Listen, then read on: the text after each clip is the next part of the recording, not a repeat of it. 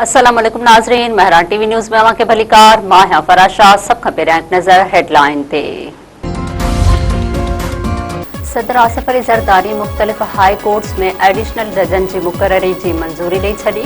ऐवान सदर की पधराई मुताबिक़ सदर सुप्रीम कोर्ट के जजन जूं पघारुनि, अलाउंस ऐं पेंशन आईनी अदालत के जजन के बराबर करण की भी मंजूरी ॾेई छॾी। हाई कोर्ट के जजन की पेंशन ऐं मरातुनि बाबति 1997 के हुक्म में तरमीम की भी मंजूरी ॾिनी वई। हारून रशीद के वज़ीर आज़म जो सनत ऐं पैदावार वारो मशीर मुक़रर करण की भी मंजूरी।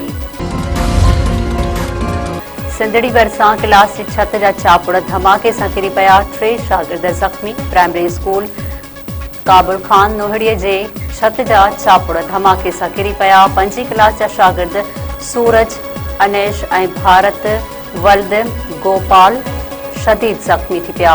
स्कूल इंतजामिया मूजिब काफ़ी भेरा तालीम खाते के ऑफिसरन के शिकायत कई है, पर को भी अमल न पियो थिए।